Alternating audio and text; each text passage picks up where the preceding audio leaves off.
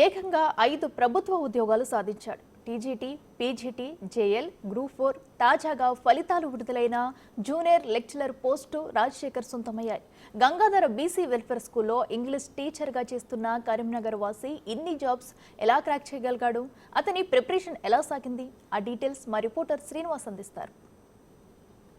ప్రభుత్వ ఉద్యోగం ఒక్కటి సంపాదిస్తేనే చాలా గొప్ప విషయం. అలాంటిది 5 ఉద్యోగాలు సాధించాడు కరీంనగర్కి చెందినటువంటి ఒక యువకుడు. ప్రస్తుతం నాకు అందుబాటు లోపల ఉన్నారు. చెప్పండి, ముఖ్యంగా అంటే మీరు ఈ రోజు లోపల చాలా అంటే కాంపిటీషన్ హెవీగా ఉన్నటువంటి నేపథ్యం లోపల ఒక్క ప్రభుత్వ ఉద్యోగం సాధిస్తేనే గొప్ప విషయం. అలాంటిది మీరు 5 ప్రభుత్వ ఉద్యోగాలు సాధించారు అంటే దీని వెనుక ఎలాంటి కృషి ఉంది? నిజంగా హ్యాపీగా ఉందండి. నేను ఇంత పెద్ద సక్సెస్ని అసలు ఎక్స్పెక్ట్ చేయలేదండి. నేను ప్రయత్నం మాత్రమే చేశానండి. ఫలితం గురించి ఎప్పుడూ ఆలోచించలేదు. మన ప్రయత్నం గట్టిగా ఉన్నప్పుడు, మన ప్రయత్నంలో నిజాయితీ ఉన్నప్పుడు ఖచ్చితంగా ఫలితం గురించి ఆలోచించాల్సిన అవసరం లేదండి. ఫలితం మనల్నే వెతుక్కుంటూ వస్తుంది. నిజంగా హ్యాపీగా ఉందండి. నా స్కూలింగ్ అంతా కరీంనగర్లో జరిగిందండి. నెక్స్ట్ కాలేజ్ కానీ ఏదైనా నా గ్రాడ్యుయేషన్ కరీంనగర్లో అయింది. ఎంఎస్సీ నాకు 3 పీజీలు ఉన్నాయండి. ఈ 3 పీజీలు కూడా కరీంనగర్లో కంప్లీట్ కావడం జరిగింది. దాని తర్వాత నేను కాలేజ్లో లెక్చరర్గా చేశానండి. చేసిన తర్వాత నాకు కొంచెం సాటిస్ఫాక్షన్ అనిపించలేదు.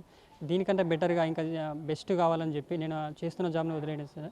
వదిలేసిన తర్వాత నెక్స్ట్ ఈ కాంపిటేటివ్ ఎగ్జామ్కి ప్రిపేర్ అయినా సార్. కాంపిటేటివ్ ఎగ్జామ్ ప్రిపేర్ అవడంలో నాకు లైబ్రరీ చాలా హెల్ప్ చేసింది. అంటే మీరు ఈ కాంపిటేటివ్ ఎగ్జామ్కు ప్రిపేర్ అయ్యేటువంటి సమయం లోపల ఎలాంటి కోచింగ్లు తీసుకున్నారా, లేకపోతే కేవలం మీ అంటే ఓన్ జిజ్ఞాస కొద్ది గ్రంథాలయాలను నమ్ముకున్నారా? సార్ నేను కోచింగ్ అంటూ స్పెషల్గా ఎక్కడికి వెళ్ళలేదు సార్.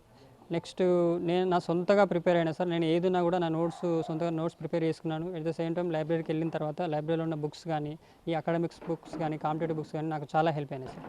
అంటే నిజంగా జిల్లా గ్రంథాలయాల లోపల మనం కాంపిటీషన్కు ప్రిపేర్ అయ్యేటప్పుడు మనకు సరిపడేటువంటి మెటీరియల్ గ్రంథాలయంలో లభిస్తుందా? సార్ సరిపడే మెటీరియల్ ఖచ్చితంగా ఉంది సార్.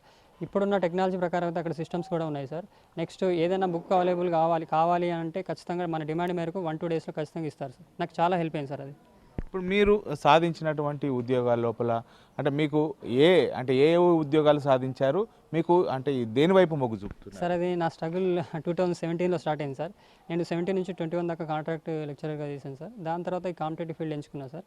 ఈ కాంపిటేటివ్ ఫీల్డ్లో ఏంటంటే 2022 నుంచి 24 దాకా లైబ్రరీలో ఉన్నాను సార్. అందులో నాకు గురుకుల నోటిఫికేషన్ వచ్చింది. అట్ ద సేమ్ టైం మన జనరల్ జేఎల్కి సంబంధించిన నోటిఫికేషన్ వచ్చింది సార్. అందులో భాగంగా నాకు 3 గురుకుల జాబ్లు వచ్చినాయి సార్. టీజీటీ, పీజీటీ, జేఎల్ వచ్చినాయి. మొన్న రిలీజ్ చేసిన గ్రూప్ 4 జాబ్ కూడా వచ్చింది. At the same time 2 days back release చేసిన టీజీపీఎస్సీ రిలీజ్ చేసిన జూనియర్ లెక్చరర్ జాబ్ కూడా వచ్చింది సార్. మొత్తం ఓవరాల్గా 5 వచ్చినాయి సార్.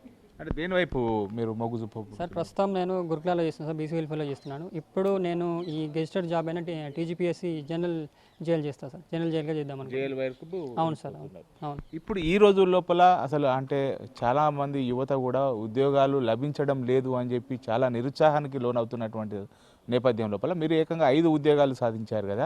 ఈ అంటే కష్టపడేటువంటి ఉద్యోగాలు గోల్ ఉంచుకున్నటువంటి వారికి ఎలాంటి సందేశం ఇవ్వగలుగుతుంది సార్? ఇది సక్సెస్ అనేది ఖచ్చితంగా ఫెయిల్యూర్ తర్వాతనే వస్తుంది సార్. ఖచ్చితంగా 99% ఫెయిల్యూర్ తర్వాతనే వస్తుంది.